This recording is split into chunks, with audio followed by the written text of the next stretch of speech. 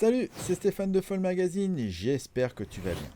J'ai eu la chance de recevoir de la part de la marque suisse N6 la toute nouvelle voile de Wing Score 2 Limited Edition en 6.2.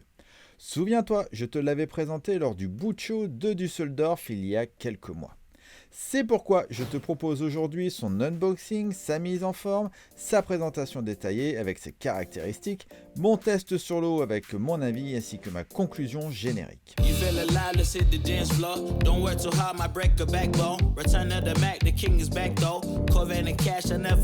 Pour commencer, à qui est-elle destinée? C'est principalement une wing de race taillée pour la course, surtout les grandes voiles que sont la 6 et la 6.2.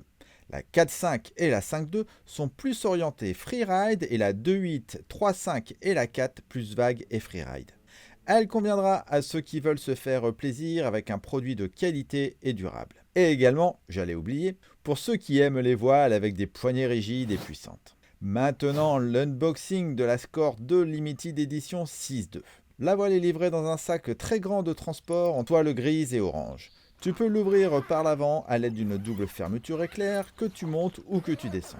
Sur le côté gauche, tu as un système de fixation pour y fixer ta pompe. C'est vraiment bien imaginé et surtout très pratique. Sur les côtés, tu as des ouvertures pour laisser ton aile sécher plus facilement quand elle est à l'intérieur. Tu en as une aussi en dessous. L'ouverture par le haut est le même système que l'on retrouve sur les sacs étanches. Derrière, tu as des sangles de portage rembourrées pour le porter en mode sac à dos et une boucle de serrage au niveau du torse. Tu as également une petite poignée ainsi qu'un rang étiquette de voyage. De l'autre côté, tu as une poche pour y glisser tes outils ou autres. Justement, la voile est livrée avec un embout de pompe, un kit de réparation, une clé Torx et des tubes de remplacement de One Pump. À l'intérieur, tu as la wing qui est uniquement pliée en deux, c'est pour cela que tu as un si grand sac. Il est temps de gonfler ma Score 2 Limited Edition 6.2. Avant, il faut la déplier et pour cela, tu dois commencer par enlever la sangle de serrage. Ensuite, tu la déroules et tu la déplies sur la longueur. Comme tu peux le voir, tu as une bande orange en spi ripstop sur toute la longueur et au milieu pour ne pas plier le X-Ply transparent. Cette dernière possède deux valves. La première, sur la latte centrale, te sert uniquement à dégonfler plus rapidement la voile. La deuxième, sur le bord de fuite, te sert donc à la gonfler. Elles sont protégées par un gros capuchon en plastique avec à l'intérieur une valve spécifique à clapper. Il te faut donc utiliser l'adaptateur rouge que je t'ai montré tout à l'heure. C'est une valve avec un large diamètre qui te permet un gonflage rapide. N'oublie pas de bien ouvrir la pince de One Pump de l'autre côté. Maintenant, tu plugues l'embout de la pompe sur la valve du bord d'attaque et tu gonfles la voile entre 10 et 12 PSI. Oui, t'as bien entendu, 12 PSI. Alors je t'avoue, je ne suis pas habitué à gonfler autant. Alors me concernant, je l'ai monté à 10 PSI la première fois. Si jamais tu as plus de vent que prévu pour la taille de voile, tu peux descendre jusqu'à 7 ou 8 PSI afin de lui donner plus de souplesse. Une fois à la bonne pression, il ne te reste plus qu'à fermer la pince One Pump, enlever l'embout de pompe, fermer le capuchon et mettre ton leash. Alors le leash, justement, c'est l'un des meilleurs leashs du marché actuellement, mais ça, je t'en reparle plus loin dans la vidéo. Il s'installe facilement sur l'attache de leash à l'avant du bord d'attaque. Tu passes la boucle du leash dans la boucle de la wing et tu passes le leash dans sa propre boucle. Rien de plus simple. Voilà, ta wing est prête à naviguer. Maintenant, regardons de plus près la Score 2 Limited Edition 6.2. Elle possède des renforts tout autour pour solidifier l'ensemble. En dessous, tu as la poignée de Freefly qui, elle aussi, possède un gros renfort. La poignée est bien proportionnée et agréable en vol. Derrière celle-ci, tu as une protection en néoprène pour ne pas abîmer les mains et pour plus de confort en Freefly. Je continue sur les poignées rigides, tu en as deux grandes de 32 cm sur la latte centrale. Pareil, tu as de bons gros renforts tout autour et elles sont très agréables, ni trop grosses ni trop fines. Pour plus de confort, elles sont recouvertes d'une matière très douce et possèdent un profil légèrement ovale pour une tenue à bout de doigts. Les extrémités sont bien arrondies aussi pour plus de protection. Elles sont également très bien disposées sur la latte centrale, ni trop à l'avant ni trop à l'arrière, mais ça je t'en reparle dans mon test. Tu n'as qu'un embout One Pump et il a la bonne taille pour éviter qu'il ne se prenne dans quoi que ce soit et se détache. Parlons des renforts. Tu en as sur les oreilles et sur les coutures des différentes sections de segments du bord d'attaque. Et pour encore plus de solidité et de rigidité, les coutures sont faites en fil ultra résistant Insignia fabriqué au Royaume-Uni. Petit plus sur cette Wingscore 2 Limited Edition 6.2, des mini-lattes à l'arrière de la voile sur la chute. Le but, tendre encore plus celle-ci et éviter l'effet de claquement que tu peux avoir dans le vent fort. Comme je te l'ai dit, le leash est l'un des meilleurs du marché. Il est en 2 sections et possède une double sécurité. Il se met comme un bracelet et tu as un deuxième velcro. Bon, il faut que je te parle de cette matière transparente et du tissu blanc. La voile est principalement en X-Ply, c'est la toile transparente laminée, et en tissu Okipa, c'est le tissu blanc que tu as sur la latte centrale et le bord d'attaque.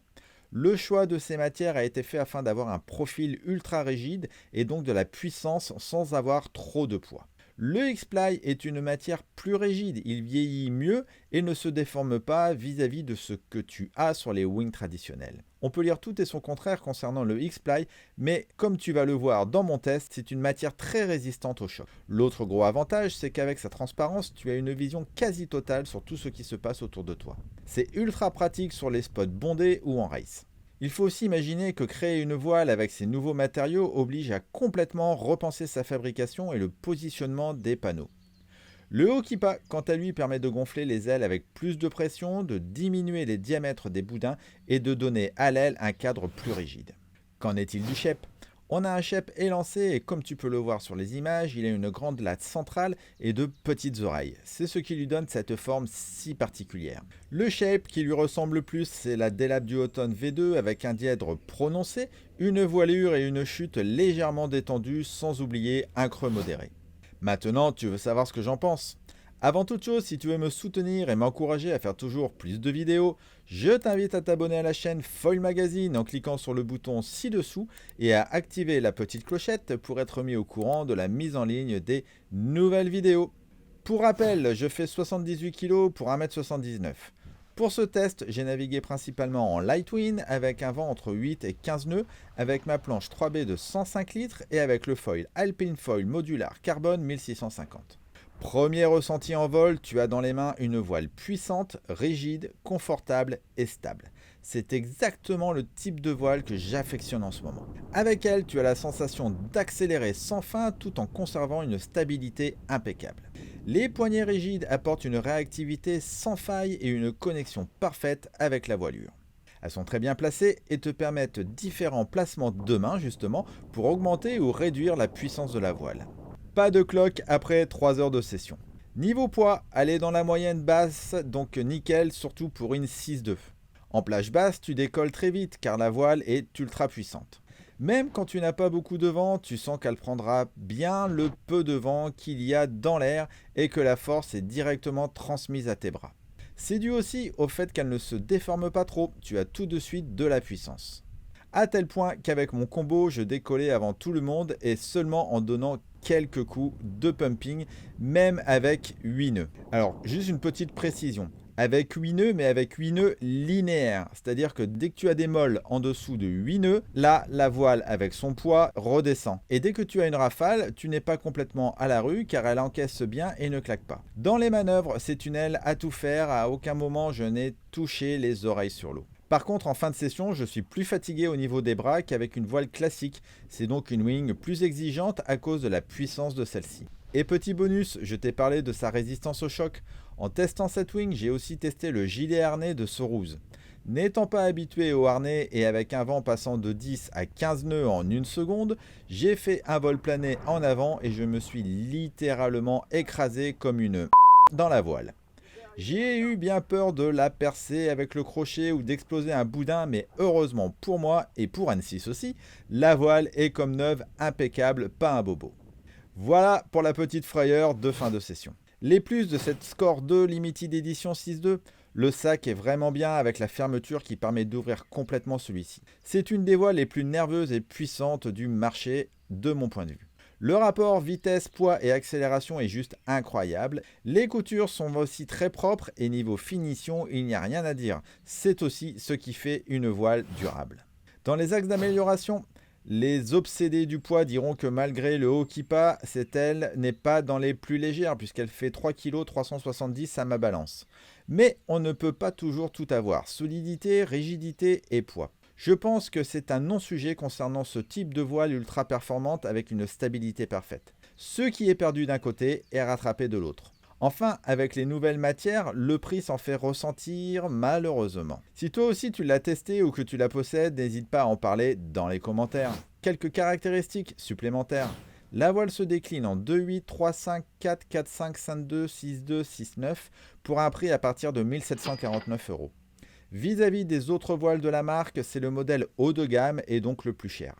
Tu n'as qu'un choix de couleur et tu peux l'acheter en shop. En conclusion, avec cette Scordo Limited Edition 6.2, tu as un VMAX au-dessus de la plupart des ailes haut de gamme du marché. Je le redis, pour moi N6 est dans mon top 5 des meilleures voiles que j'ai testées. Et si tu trouves une similitude avec la Redine, c'est normal, c'est le même designer, monsieur Damien Girardin. Certes, c'est un investissement, mais elle est censée avoir une durée de vie plus longue que la plupart des wings et surtout couvrir une plus grande plage de vent. Enfin, par rapport à la première génération, N6 a rectifié ce qui devait l'être. Alors, encore bravo et merci. Voilà, c'est tout pour cette vidéo. Encore merci à N6 de m'avoir envoyé ce beau matos. Si tu as des questions concernant ce produit, n'hésite pas à les poser dans les commentaires ci-dessous. À suivre d'autres vidéos du monde du foil et du paddle et je te dis à très bientôt sur Foil Magazine et Sub Passion. Bye bye.